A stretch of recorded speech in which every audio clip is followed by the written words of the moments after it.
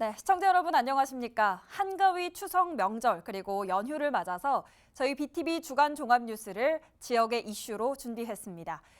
새 정부 출범 이후 시민들의 최대 관심사인 부동산 정책 그리고 초중 고등학교 학생들의 교육 방향 등을 깊이 있게 진단해보고자 합니다. 먼저 서울과 인천 지역을 중심으로 주택 공급 정책부터 짚어보도록 하겠습니다. 윤석열 정부가 오는 2023년까지 15만 호 규모의 신규 택지를 발굴합니다. 이 사업을 위해 지자체와 협의를 거쳐서 다음 달부터 순차적으로 택지 발굴 계획을 발표할 예정인데요. 기존에 지구 지정을 한 뒤 교통망을 확충하는 방식이 아니라 교통망을 갖춘 지역을 고밀도로 개발하는 컴팩트 시티를 추진합니다. 첫 소식 김지영 기자가 보도합니다. 이번 8.16 대책의 또 다른 축은 신규 공공택지 개발입니다. 오는 2023년까지 15만 호 규모의 신규 택지를 발굴할 예정인데 대상 지역은 지자체와 협의를 거쳐 10월부터 순차적으로 발표됩니다.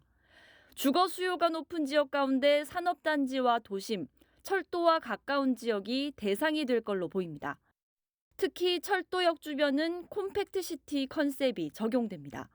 콤팩트시티란 경제적 효율성을 추구하기 위해 도시를 고밀도로 개발하는 형태를 말합니다. 철도 주변 300m 이내 초역세권엔 복합 쇼핑몰과 오피스, 복합 환승센터를, 600m 안에는 청년주택을, 그 배후엔 대단지 아파트를 조성해 주거지역으로 꾸민다는 구상입니다.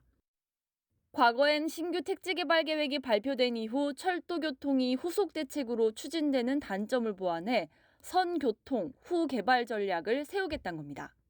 입주는 됐는데 교통이 따라오지 않아서 많은 고통을 겪고 계십니다. 출퇴근에만 3시간이 걸리는 저녁을 빼앗겨버린 삶을 어떻게 개선할지에 대해서 특단의 교통대책을 마련하겠습니다. 국토부는 앞서 발표된 신도시 지역에서도 입주 시기에 맞춰 교통대책을 함께 추진해 나간다는 계획입니다. 3기 신도시 중 가장 추진 속도가 빠른 인천 계양 테크노밸리. 토지 보상 절차가 90% 이상 마무리되면서 최근 공사에 착수했습니다. 계양 테크노밸리는 현재까지 발표된 3기 신도시 가운데 유일하게 철도 계획이 없는 지역입니다. 이번 8.16 부동산 대책으로 교통 개선에 대한 기대감이 커지곤 있지만 최근의 부동산 침체 영향으로 아직 시장의 반응은 크지 않습니다. 현재로는 계양 신도시 지금 공사는 착수해서 시작은 했는데 지금 부동산 경기 침체 탓인지 신도시에 관해서 문의하시는 분들은 거의 없으세요. 거기에 대해서도 아직 확정된 건 아니기 때문에요. 아직 큰 기대감을 갖거나 그러지는 않는 것 같아요. 이런 가운데 국토부는 앞으로 공공택지 사업을 수반한 광역교통사업의 경우 국무회의 심의를 거쳐 공공기관 예타 면제 등을 추진한다는 계획이어서 향후 교통대책이 속도를 낼 수 있을지 기대가 모이고 있습니다. BTV 뉴스 김지영입니다. 네, 이 신규 택지 개발 못지않게 재개발, 재건축 정상화 역시 주택 공급의 핵심입니다. 오랜 시간 재건축을 기다렸던 지역에서는 관심이 꽤 높으실 텐데요. 정비 사업으로 22만 호를 공급하겠다는 취지를 밝히면서 합리적인 절차를 강조했는데 현장의 반응은 어떨까요? 이 내용은 서주원 기자가 취재했습니다. 윤석열 정부가 내놓은 재건축 정책의 핵심은 두 가지입니다. 먼저 올해부터 처음 부과되는 재건축 초과이익 환수제. 시장 상황 변화에 맞게 부과 기준을 조정하고 부과율 구간 확대를 추진합니다. 그동안 엄두조차 내지 못했던 안전진단의 경우는 구조안전성 비중을 기존의 50%에서 30-40% 수준으로 줄일 계획입니다. 일단 큰 틀은 이렇게 잡혔지만 정확한 수치와 방안들은 아직 구체화되지 않았습니다. 안전진단과 제초한 개선 방안 등등 후속 대책들을 앞으로 연말까지 협의가 끝나고 또 국회에서의 입법에 착수를 하면서 국민들에게 구체적으로 후속 발표할 수 있도록 하겠습니다. 재건축을 간절히 기다려온 지역에서는 이 대책들을 어떻게 평가하고 있을까? 기대감이 가득할 것이라는 추측과는 다르게 덤덤한 모습입니다. 오히려 최근 발표된 규제 완화 정책들은 이미 대통령이나 단체장들이 후보 시절 공약한 내용들이기 때문에 당연한 일이라면서 윤곽뿐인 게 아쉽다고 말합니다. 뭐 할 수도 있다. 약간 다 무슨 있다 이런 식이었잖아요. 아, 너무 이제 상황을 너무 좀 보고 있구나. 정확하게 어떻게 확실히 한다는 것 없이 정말 뜬구름 잡는 식으로 너무 얘기를 하는구나라고 느꼈습니다. 지금은 기대도 절망도 아니라는 반응대 동력이 부족하다는 지적도 나옵니다. 단지 구조 안정성 비중을 낮추거나 초과이익 환수 기준을 조정하는 것보다 더 획기적이고 확실한 정책을 바라는 마음입니다.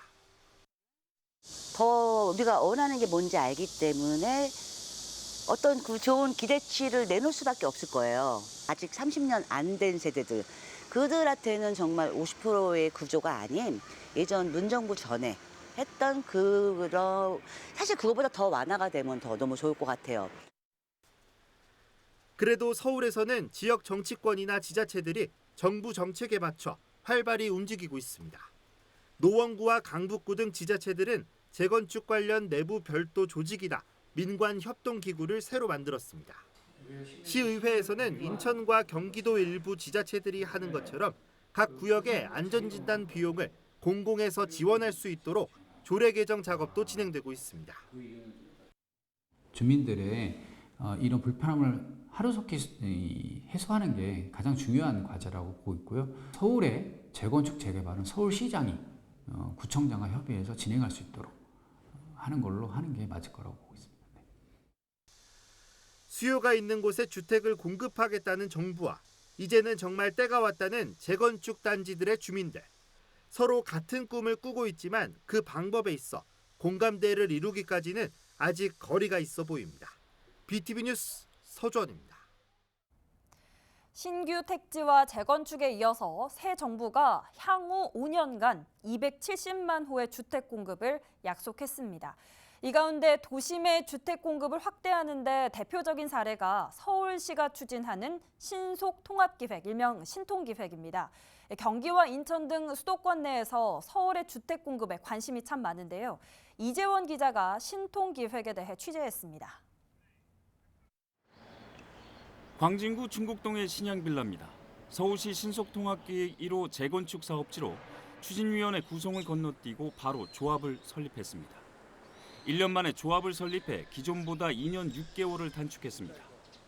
조합 직접 설립을 활용한 사례로 주민이 절반 이상 동의하면 해당 지역 구청장이 추진위 절차를 생략하는 제도입니다. 지난해 서울시가 발표한 신속통합기획 재개발 후보지 21곳도 절차 통합을 통한 기간 단축이 특징입니다. 신속통합기획의 배경은 서울시의 재개발 6대 규제 완화 정책입니다. 우선 주거정비 지수제의 폐지입니다. 지난 2015년 만들어진 것으로 재개발이 해당 지역에서 추진하는 것이 적절한지에 대한 기준을 제시하고 그 기준을 충족해야만 재개발이 가능한 제도입니다. 주거정비 지수제 폐지로 개발 면적과 노후도만 충족하면 재개발 지정이 가능해졌습니다. 신속통합기획으로 중복된 절차를 간소화해 정비사업 준비기간을 5년에서 2년으로 단축하게 됩니다. 주민동의 절차를 줄이고 2종 일반 주거지역의 규제를 완화합니다. 정부는 이와 같은 신속통합기획을 통해 향후 5년간 10만 호의 주택을 공급한다는 계획입니다. 향후 5년간 신속통합기획으로 재개발 재건축으로 해서 연간 2만 호에서 2만 5천 호 정도가 공급될 텐데 이를 합산한 겁니다. 재개발 재건축 활성화 외에도 도심 복합사업 개편을 통해 주택 공급을 늘립니다. 민간 도심 복합사업을 신규 도입해 신탁사 등 전문기관이 토지주와 협력해 도심 복합 개발을 신속히 진행한다는 전략입니다. 최근 서울시가 발표한 2030 도시 주거환경 정비 기본계획에서 밝힌 동대문 일대를 정비 예정지구로 재지정하는 것도 같은 맥락입니다. 도심 복합 사업, 주거와 업무, 상업시설이 함께 고밀도로 개발하는 도심 복합 사업인데요. 그동안 공공에만 자격을 주던 것을 이제는 민간에 확대를 해서 도심 내에서 창의적인 주거와 업무용 건축의 개발이 가능하도록 하겠습니다. 저소득층과 청년층의 내 집 마련을 위한 지원도 강화됩니다. 시세 70% 이하로 공급되는 청년 원가 및 역세권 첩집 등이 향후 5년간 전국에 50만 호 지어집니다. 정부는 8.16 주택 공급 정책을 통해 향후 5년간 서울에만 50만 호, 수도권에 158만 호를 공급할 계획입니다. BTV 뉴스 이재원입니다. 네, 앞서 보셨듯이 정부는 지난 8월 16일에 향후 5년간 270만 호의 주택 공급 정책을 발표했습니다. 천정부지로 치솟던 집값은 최근 거래 절벽과 금리 인상 등의 여파로 하락 국면을 맞고 있는데요. 정부가 발표한 주택 공급 정책은 어느 정도 실효성이 있으며 또 향후 부동산 시장에 미치는 영향은 어떨지 알아보도록 하겠습니다. 연세대학교 전공대학원 금융부동산학과 한문도 교수 스튜디오에 모셨습니다. 교수님 안녕하십니까? 네, 안녕하세요. 네, 앞서 언급을 드렸듯이 현재 부동산 시장이 네. 하락 국면에 맞았습니다. 뭐 금리 인상이나 경기 침체와 같이 여러 가지 요인들이 있는 걸로 알고 있는데 구체적으로 현재 상황은 좀 어떻게 해석해야 되는 겁니까? 일단 전국 거래량이 상반기만 말씀드리면 주택 거래량이 지금 20만 7천 건으로요. 전년에 대비해서 54% 감소했습니다. 그만큼 이제 반 이상이 이제 거래가 줄은 거고요. 서울은 더 심합니다. 서울 같은 경우에는 보통 우리가 영끌하던 시절에 한 달에만 15,000개의 아파트가 거래가 됐는데 지금 7월, 8월은 아주 거래 빙하기 수준입니다. 7월이 지금 800개 정도, 640개 정도밖에 나타내지 못했고 8월은 또 370개요. 그럼 8월 달도 한 600에서 700선에서 머물 거거든요. 이게 이제 IMF하고 글로벌 금융 이후에 위기 이후에 역사적으로 최저치입니다. 안 좋은 쪽으로 최저치인데 그럼에도 불구하고 또 매물은 많이 늘어났습니다. 서울의 아파트 매물이 2년 전만 해도 3만 개밖에 없었는데요. 지금 6만 5천 개고 또 경기도도 한 두세 배 또 매물이 늘어났는데 거래는 또 경기도도 한 10분의 1로 줄었습니다. 그러니까 전국적으로 거래 절벽을 넘어서 이제 빙하 기준으로 가는 데다가 지금 말씀 주신 것처럼 미국이 이제 또 빅스텝을 밟으면서 자이언트 가면서 또 9월 21일 날 또 FOMC에서 또 올리잖아요. 이런 심리적 요인들이 가세하면서 주택 가격이 급등해 가지고 고가라는 인식이 있는 상태에서 이 여러 가지 변수들이 안 좋은 것들이 나타나니까 결정적으로 금리 인상이 또 앞으로도 또 계속될 게 예측이 되니까 수요자들이 시장을 접근할 수 있는 길이 거의 없는 상태입니다. 그러니까 주택 가격이 조정을 받을 수밖에 없는 그런 시장 상황으로 지금 가고 있습니다. 그러니까 거품이 빠지다 못해서 말씀해주신 것처럼 빙하기 수준으로 가고 있다 이렇게 표현을 해주셨습니다. 또 앞서 또 말씀을 드렸습니다만 8월 16일에 정부가 270만 호의 주택을 공급하겠다 이런 발표도 했습니다. 이 부분에 대해서 먼저 총평부터 한번 들어볼까요, 교수님? 일단 우리 양 대선 후보가 우리 대통령 전에 그때 250만 원, 뭐 300만 원 뭐 얘기를 하셨는데 결론은 이제 이번 대책에서 이제 270만 원을 얘기를 했습니다. 그러니까 전 정부에 비해서 20만 원 정도 확대를 한 거죠. 그래서 그 전체적으로 보면은 이제 서울 수도권이 158만 호고 112만 호가 이제 지방하고 광역시에 이제 배치가 돼 있습니다. 이 158만 호 중에 공공택지가 전체적으로 보면 88만 호인데 나머지 부분이 그러면 270만에서 88만 빼면 180만이라는 어마어마한 양인데 이게 뭐냐면 정비 사업하고 도심 공공 복합 사업 이런 기타 사업입니다. 그리고 요번 정부에서 밀어붙이고 있는 그 민간 활성화, 민간 기업이 최대한 시장에 들어와서 공급을 좀 활성화하자 이런 부분이 이제 대기 수요로 있는데요. 이게 이제 명료하게 법이 이제 완비가 되지 못했습니다. 저번에 발표한 것처럼 뭐 9월, 10월, 11월 올해 안에 정리될 것들이 좀 있고 법을 좀 고쳐야 되는 게 있고요. 그다음에 이제 또 로드맵을 또 짜야 될 것들이 있어요. 이런 부분들이 명료하지 않아서 좀 국민들이 약간 실망하셨는데 조금 기다려 보면 이제 추석 지나고 나서 가을, 겨울 전에 앞으로 이제 로드맵에 대해서 발표가 되면 그때는 이제 투명하게 우리가 다시 한번 분석을 할 수 있겠지만 현재 상태로는 이제 방향성은 제시했다. 좀 확대하겠다. 그리고 좀 풀 문제들이 좀 있다. 이렇게 뭐 파악하시면 좋을 것 같습니다. 알겠습니다. 이 부분도 한번 짚어보겠습니다. 도심 공급을 확대하기 위한 정책으로 안전진단 규제 완화 그리고 초과이익 환수금 감면을 내놨습니다. 이건 또 어떻게 보십니까? 실현 가능하다고 보십니까? 이제 대선 공약이 나왔고 또 대통령이 되고 나서 이번 정부에서 이걸 또 던졌는데 먼저 결론부터 말씀드리면 안전진단 규제 완화는 좀 가능합니다. 이거는 사실 집을 오랫동안 예를 들면 대치동 음마 아파트라든지 여의도 시범 아파트는 40년이 넘어가거든요. 녹물이 나고 이러니까 이런 것들은 안전진단 규제 골조만 튼튼하지 아내가 살기 힘들잖아요. 이런 것들은 사실 주거편을 생각하면 재건축을 해줘야 되니까 그런 분을 볼 때 안전진단 규제 완화는 저도 맞는 방향이라고 봐요. 그래서 여야가 좀 합의할 거라고 보는데 재건축 초과 이익 환수에 대한 부분은 좀 아닙니다. 저는 아니라고 봅니다. 왜냐하면 법을 바꿔야 되는데 재건축 초과 이익 환수의 어떤 핵심을 우리가 다시 한번 볼 게 뭐냐면 여러분들 아시지만 집이 200%짜리 용적률을 가지고 있는데 자기가 집을 지려면 다시 지면 되잖아요. 근데 그거를 용적률을 300%로 주게 되면 자기 집은 그대로 새로 짓고 나머지 집을 팔아서 건축비로 쓰는 그런 행태가 되죠. 자기 돈 안 들이고 집을 짓는 거잖아요.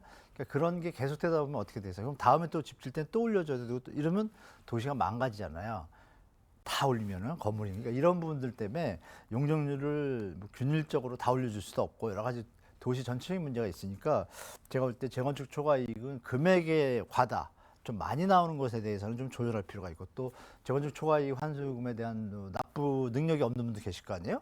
그런 분들한테는 뭐 과세 이연 제도라든지 아니면 나중에 매각할 때 나중에 후에 가져간다든지 이렇게 생활 지장이 없는 선에서 변형할 수는 있겠지만 없앨 것 같지는 않아요. 왜냐하면 공공의 이익을 추가로 정부에서 혜택을 줘가지고 이득을 봤으니 그건 당연히 쉐어를 해야겠죠. 예. 그 공익과 사익을 같이 해야겠죠. 그래서 그런 부분에서 안전진단은 될 것 같은데 재건축 초과이익 환수는 좀 쉽게 될 것 같지는 않다고 저는 보고 있습니다. 예.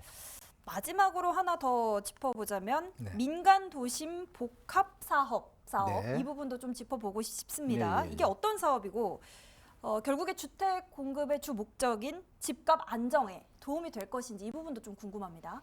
네, 일단 이론적으로는 도움이 됩니다. 일단 지금 이 정책이 이제 이어져 오는 건데요.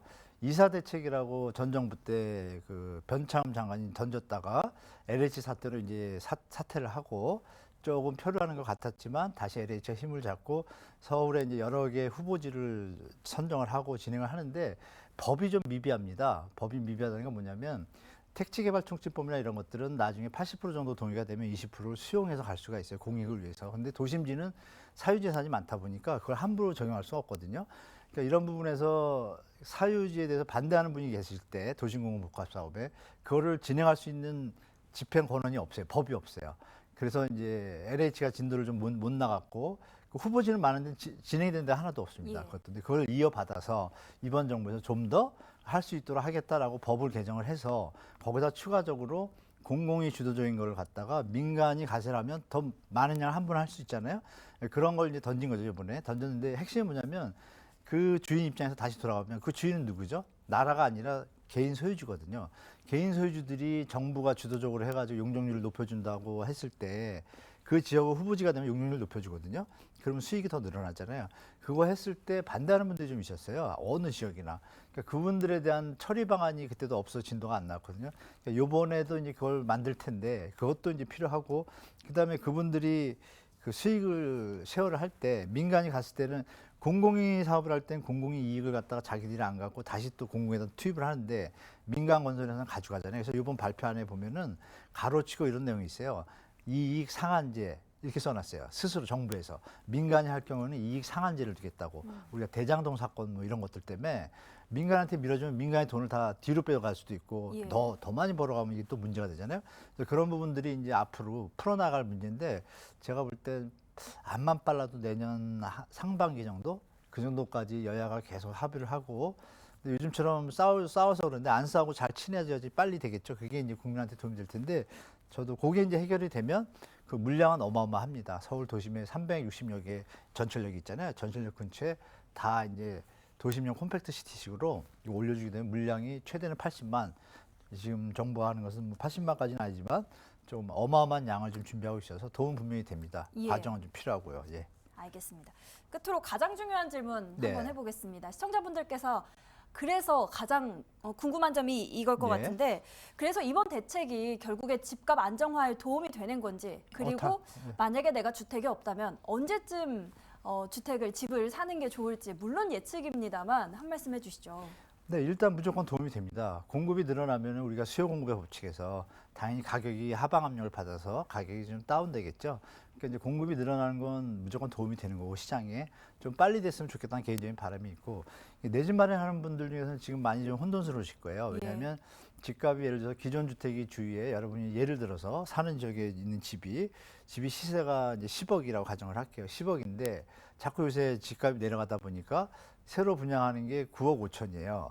그러면 이제 10억이 이게 8억이 될 수도 있다라는 기대가 있잖아요. 그렇죠. 그러면 9억 5천이라는 거에 대해서 내가 청약을 해야 돼 이렇게 혼돈에 빠지게 된 거예요. 그래서 제가 드릴 말씀은 그렇습니다.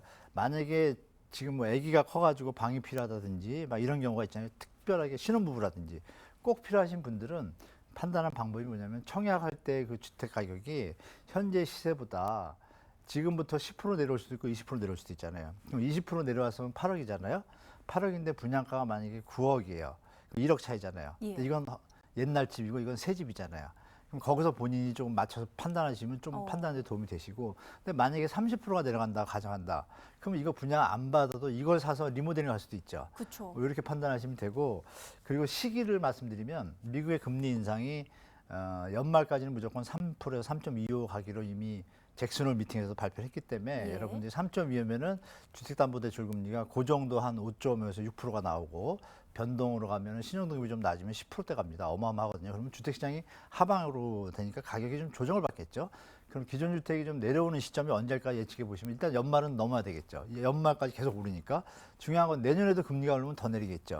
그럼 내년에 금리가 어떻게 될지 이제 보셔야 되는데, 미국의 물가가 계속 4%, 5% 유지하면은 금리는 못 내립니다. 그러니까 미국의 물가 목표가 2%거든요. 예. 그러니까 2%가 되려면 금리를 계속 올려서 2%가 될 때 금리가 스톱이에요. 그러니까 그 시점에서 금리가 안정되면 그때 매입하셔도 크게 늦지는 않다. 그런데 너무 기니까 그 사이에 아까 말씀드린 뭐 청약하는 방법이라든지 본인의 상황에 맞춰서 자산관리 하시고, 마지막으로 절대 그 대출의 금액은 그 DSR이라고 그러죠. 자기가 소득의 35%를 넘으시면 안 됩니다. 왜냐하면 넘으셨다가 갑자기 세계 경제가 지금 중국도 버블 터지려고 그러고 우크라이나 전쟁도 지금 오래 갈 것 같고 여러 가지 산재한 게 많기 때문에 잘못되면 금리가 갑자기 또 뛰거든요.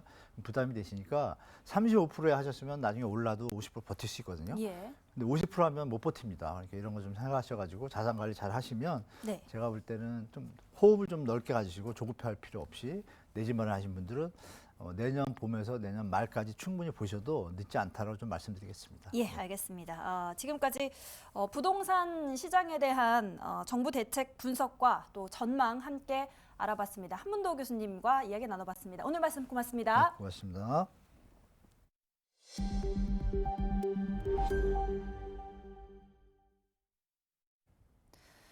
지난 폭우로 서울 곳곳이 침수 피해를 입은 뒤 서울시가 앞으로는 지하층을 주거용도로 쓰지 못하게 하는 한편 반지하 주택 일몰제를 추진하겠다, 이렇게 밝힌 바가 있습니다.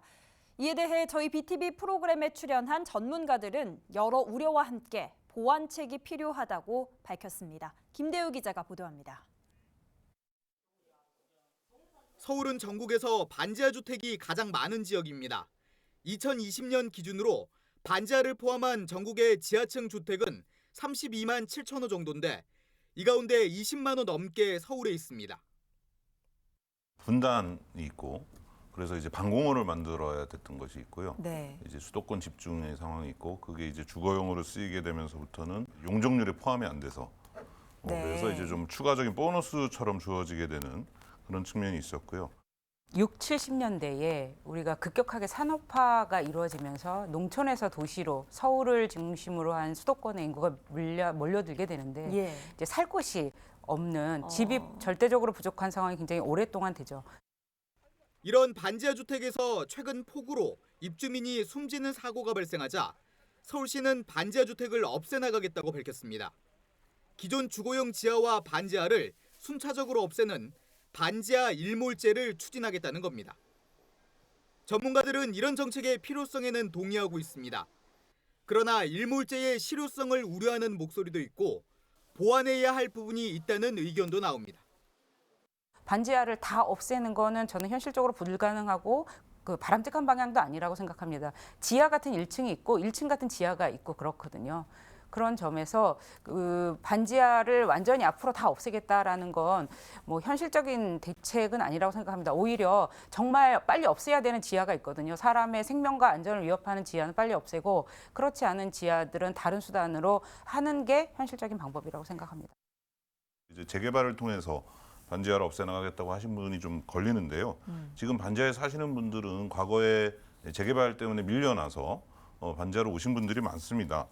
근데 이제 주민들이 재정착할 수 있는 방식의 재개발이 아닌 과거 방식의 재개발이라면 뭐 거기 살던 그나마 한 집에 살던 가족이 뿔뿔이 흩어져서 고시원으로 가야 되는 상황이 될 수도 있습니다. 앞으로는 지하층을 주거 용도로 허가하지 않겠다는 서울시의 계획에 대해서도 의견이 분분합니다. 한국도시연구소 최은영 소장은 앞으로 지어질 것보다 지금 있는 반지하 주택에 대한 대책이 먼저라고 밝혔습니다. 또 주거중립연구소 최경호 소장은 다른 용도로 허가를 받아놓고 주거용으로 쓰는 행위를 규제하는 정책이 함께 마련돼야 한다고 조언했습니다. BTV 뉴스 김대우입니다. 네, 이번에는 교육 소식 알아보겠습니다. 새 정부 출범 이후 2학기 개학과 동시에 전국의 시도교육청마다 올해 첫 추경 예산을 편성해서 학교에 지원하는데요. 여러 사업들 가운데 가장 눈에 띄는 건 학생들의 디지털 교육 확대입니다. 교육청에서는 초중 고등학교 학생들 1명에게 한 대의 스마트 기기를 지원하도록 할 계획인데요. 그런데 이에 대한 학부모들의 우려 또한 높습니다. 강혜진 기자가 보도합니다. 교육부는 올해부터 초중고등학교의 스마트 기기 지원을 넓힌다는 구상입니다. 이를 위해 시도교육청은 올해 첫 추경 예산에서 스마트 기기 보급 예산을 대폭 늘렸습니다.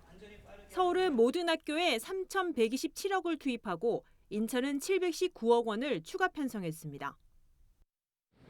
초등학교 4학년부터 고등학교 3학년까지 노트북을 보급하고 디지털 리터러시 교육과 코딩 교육을 확대하여 디지털 역량, 창의력과 문제 해결력, 소통과 협업 능력을 높이겠습니다. 인천과 서울 모두 2025년까지 초등학교 4학년 이상부터 고3까지 100% 디지털 기기 보급을 추진합니다. 그러나 학교 현장에선 여전히 우려의 목소리가 나오고 있습니다. 이미 태블릿 PC 수업을 하고 있는 중학생의 경우 게임 사이트는 차단됐지만 유튜브 접속 등이 차단되지 않아 학부모들의 걱정이 많습니다. 유튜브에 올라와 있는 자료를 검색해 볼 수 있도록 아이들한테 열어주고 있기 때문에 쉬는 시간에 아이들이 유튜브를 접속해서 볼 수 있는 거죠. 그런데 학교에서 보는 거는 제가 무슨 영상을 쉬는 시간에 아이들과 보고 있는지를 알 수가 없는 거죠. 이 같은 우려에 교육청은 학생들의 유해 사이트 차단 등 기술적으로 대응하고 있다고 해명합니다. 정보통신윤리위원회에서 유해 사이트로 지정한 곳은 다 차단이 되도록 MDM을 깔아서 보급을 했습니다. 그리고 내년에는 이 MDM을 보다 더 강화해서 더 완벽한 시스템을 갖추려고 애를 쓰고 있습니다. 내년부터 스마트 기기를 받을 초등학교 4, 5학년 학부모들은 반대 의견이 많습니다. 미디어 통제가 어려운 초등학생에게 스마트 기기 보급 강행은 교육 현장의 의견을 반영치 못한 정책이라는 겁니다. 아이가 너무 과도하게 노출되어 있고 너무 사용하고 싶어 하고 이런 상황에서 아이를 통제하는 게 어려운데 교육청에서 그걸 권장까지 해주다 보니 이제 우리 아이들은 어떻게 통제해야 할까, 어떻게 교육해야 할까 이런 부분에 대해서 좀 어렵고요. 스마트기기 휴대학습에 따른 초등학교의 우려가 가장 크기 때문에 그 부분은 저희가 초등학교를 후순위로 밀어놓고 오히려 다른 시도에서 실험하는 걸 보고 또 보완해가는 걸 보고 오히려 저희가 하려고 이렇게 신중한 접근 거꾸로 하고 있다. 시대적 변화에 대응한 학생들의 디지털 교육. 이를 받아들일 교육 주체에겐 기대보다 풀어야 할 숙제가 더 많아졌습니다. 정보의 옥석을 가릴 줄 아는 능력이 아직 없어요. 애들이 그냥 유튜버가 얘기를 하면 아 그게 진짠가 보다, 이게 정답인가 보다 생각하거든요. 이런 걸 구분할 수 있는 능력. 이런 게 전제가 먼저 선행되어야 되는 교육이라고 생각해요. BTV 뉴스 강혜진입니다.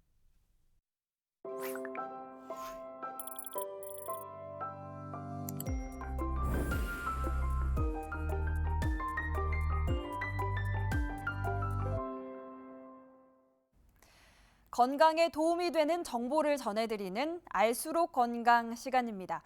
모처럼 가족들을 만나 즐거운 시간을 보내는 명절 때 오히려 스트레스를 받았다고 말하는 이들이 있습니다.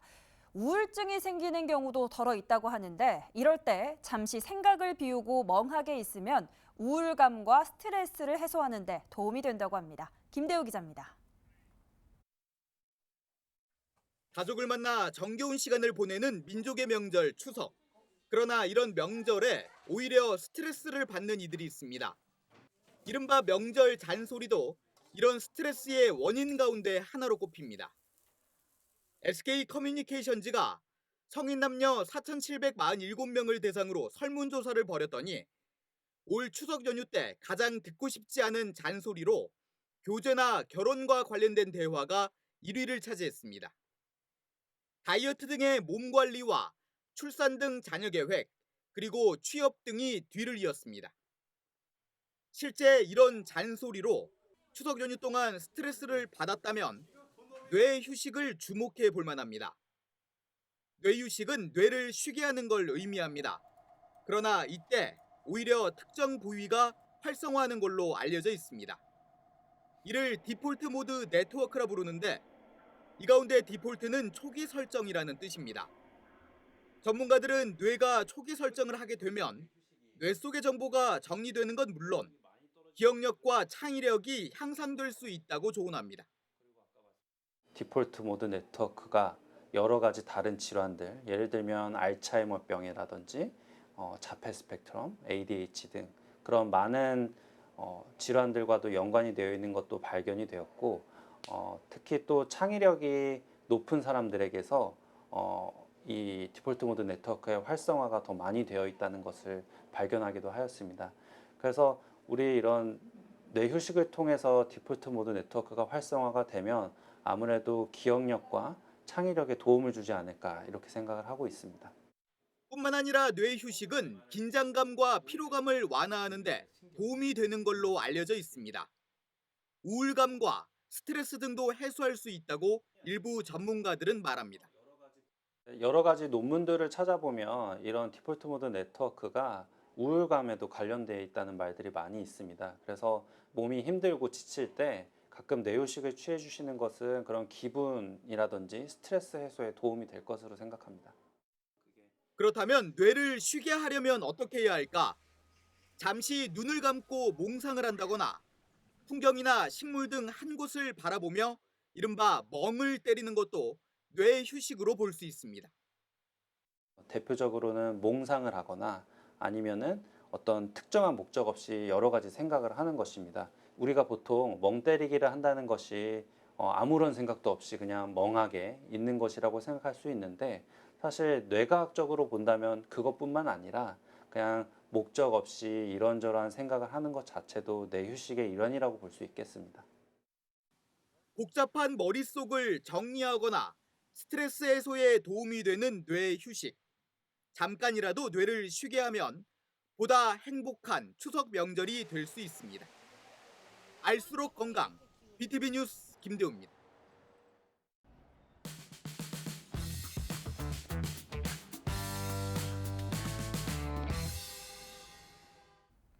네, 올 추석은 사회적 거리두기 해제 이후 처음 맞는 명절인 만큼 차량 통행량과 인구 이동량이 증가할 것으로 예상됩니다. 오늘 슬기로운 교통생활에서는 고속도로 위 암행어사라고 불리는 고속도로 순찰대의 단속 현장을 동행 취재했는데요. 올 추석 귀성 귀경길 주의해야 할 것들도 함께 살펴보겠습니다. 김진중 기자입니다. 전국 4통팔달을 연결해 있는 고속도로. 승용차는 물론 대형 화물차까지 하루 24시간 1년 365일 차량 통행이 이루어지는 공간입니다. 불시에 일어나는 고속도로 위 사고를 처리하고 예방하기 위한 활동을 벌이는 고속도로 순찰대. 전국 주요 톨게이트와 지역 곳곳에 12개 지구대가 자리하며 시민 안전을 위한 단속과 순찰 활동에 나서고 있습니다. 저희 고속도로 순찰대는 전국에 12개의 지구대를 가지고 있고요. 12개 지구대에서 각 지역별로 고속도로 관할 범위 내에서 단속, 안전활동, 각종 경호 업무들을 담당하고 있습니다. 과속, 난폭운전, 보복운전과 같은 그런 위험 운전에 대한 단속이 첫 번째고, 두 번째는 버스 전용 차로 위반, 갓길 위반과 같은 얌체 운전이 두 번째 위반 항목이 되겠습니다. 경찰청이 최근 5년간 있었던 추석 연휴 기간 사고 건수를 조사한 결과 연휴 전날 교통사고 건수와 사망자 수는 평상시보다 약 40% 증가했습니다. 고속도로 구간별로는 경부고속도로와 서해안 고속도로에서 사고가 가장 잦았습니다. 과속 운전이나 졸음 운전 외에도 안전거리 미확보나 운전 중 핸드폰 사용 등 운전자의 잘못된 운전 행태가 사고의 원인으로 꼽힙니다. 때문에 고속도로의 암행어사, 고속도로 순찰대는 사고 예방을 위한 암행 순찰을 이어가고 있습니다. 평상시엔 일반 차량이지만 법규 위반 차량이 나타나면 경찰차로 변신하는 암행 순찰차입니다. 운전 시 어떤 점을 조심하고 유의해야 할지 제가 고속도로 순찰대와 함께 동행 순찰에 나서보겠습니다.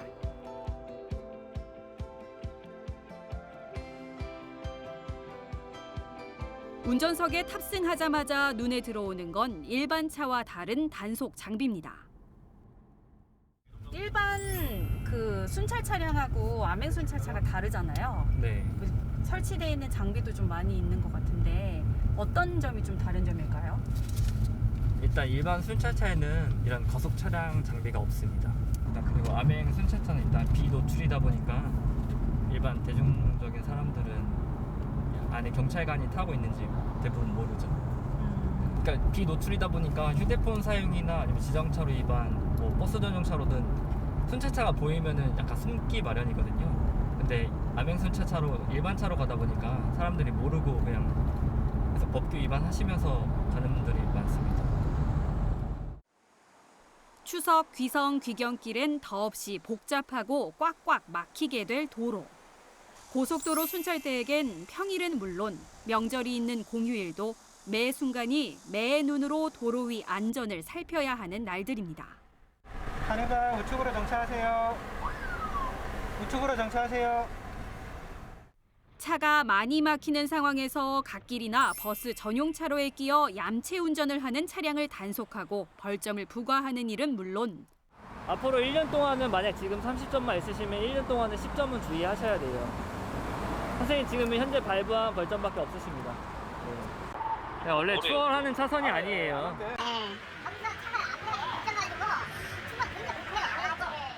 운전 중 핸드폰을 사용하는 운전자를 단속하고 계도하는 일. 전화는 안 하셨는데 선생님 뭐 요새는 스마트폰이다 보니까 기사나 아니면 유튜브나 이런 거 많이 보거든요. 그런 거 보실 수도 있으니까 정착하시고 내비게이션 용도로만 사용하세요. 또 고속도로 각 지점에 자리한 부스에 무인 단속 카메라를 설치하고 점검하는 일 또한 고속도로 순찰대의 역할입니다. 부스는 되게 많아요. 저희가 고속도로가 워낙 넓다 보니까 부스 자체는 되게 많아요. 그래서 저희가 이동해 가면서 설치해요.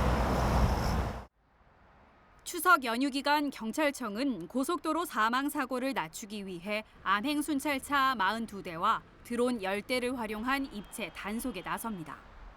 슬기로운 교통생활을 통해 고속도로 순찰대에서 운전자들에게 꼭 당부하고 싶은 것이 있다고 하는데요. 앞차와의 안전거리를 유지하는 게 가장 중요한 것 같습니다. 보면 앞차가 급정거를 하거나 아니면 급차선 변경을 하다 보면은 뒤에 차는 못 보고 있다가 늦게 상황을 인지를 하게 되잖아요. 그러다 보니까 충분한 안전거리를 유지해야지 그 앞차의 순간 돌발 행동에도 대처할 수 있는 능력이 더 멀수록 커지니까.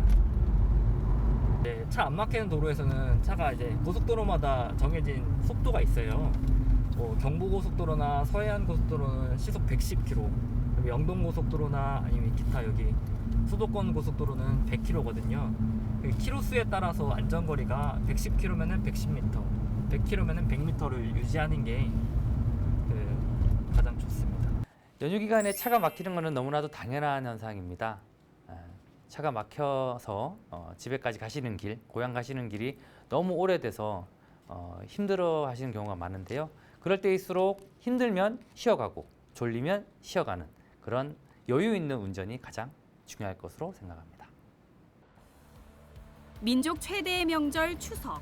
올 추석은 사회적 거리두기 해제 영향으로 차량 통행량과 인구 이동량이 증가할 것으로 예상됩니다.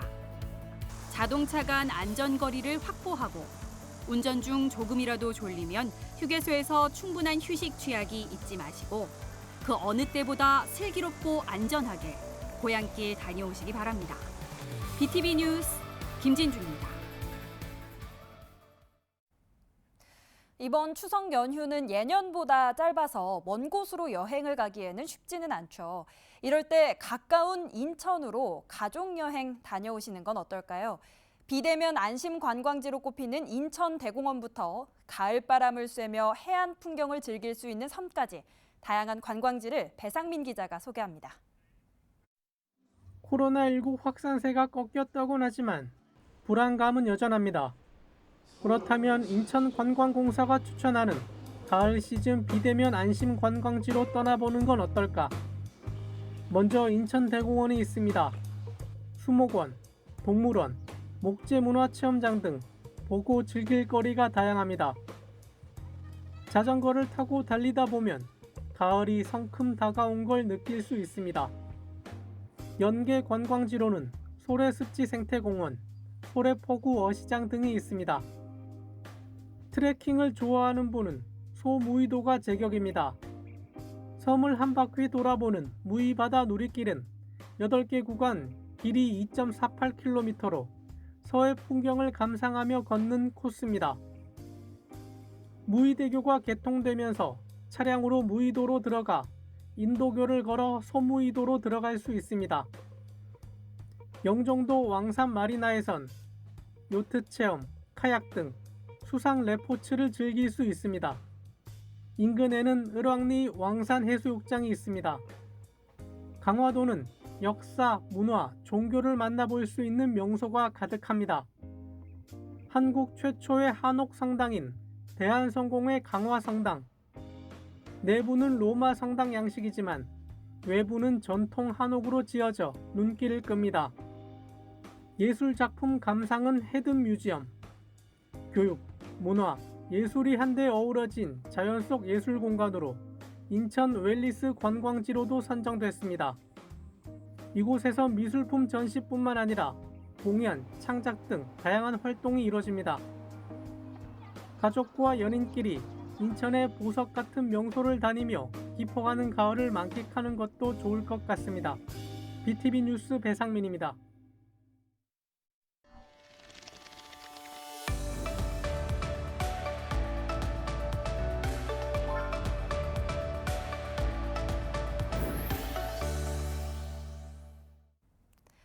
일상의 쉼표가 필요한 시간, 아름다운 문화예술 소식을 전해드리는 2주의 원픽입니다. 함께 문화예술 즐기러 떠나보시죠.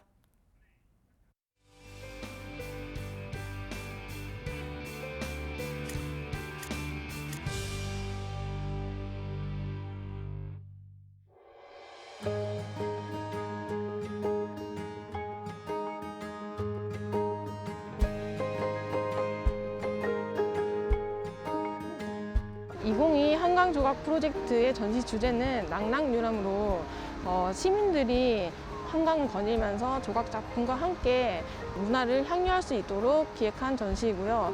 지붕이 없는 초대형 조각 갤러리라는 컨셉으로 해서 내가 전시장을 찾아가지 않아도 작품이 나의 일상 속으로 다가 들어온다라는 기획으로 전시가 열리게 되었습니다.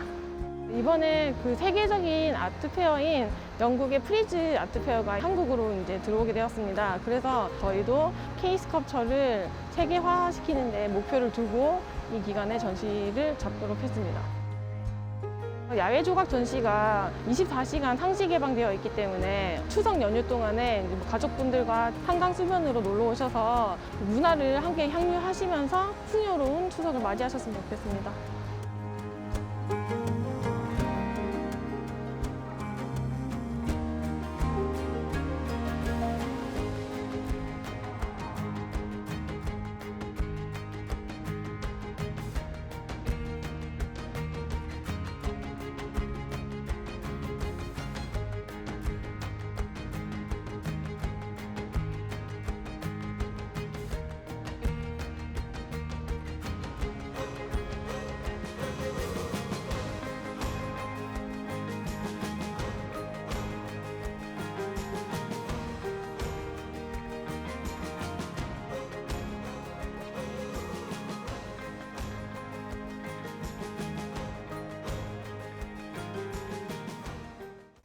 네, 이상으로 BTV 뉴스 마칩니다. 풍족한 연휴 되시기 바랍니다. 고맙습니다.